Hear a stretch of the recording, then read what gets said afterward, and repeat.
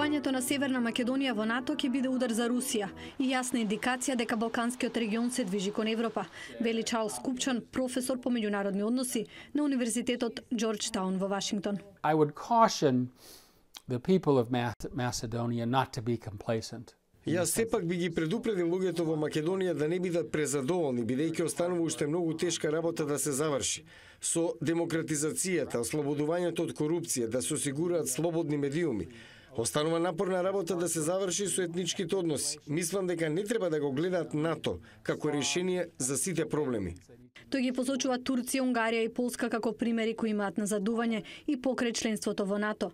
Затоа, вели Купчан, владата, иако се движи во права насока, мора да го исчисти системот од корупција, што некогаш трае со генерации.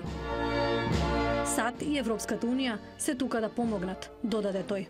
Do I expect to see a US base open up in North Macedonia? No.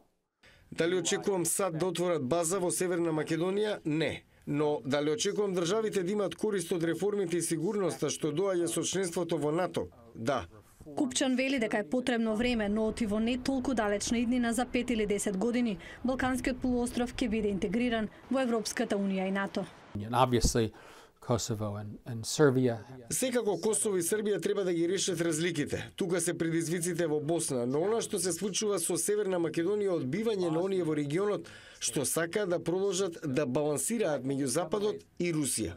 Тој не гледа пречка на патот на државата кон НАТО, потенцирајќи дека ако Грција добие лидер кој ќе работи против договорот од Преспа, ќе се соочи со огромен притисок од САД и Европската Унија.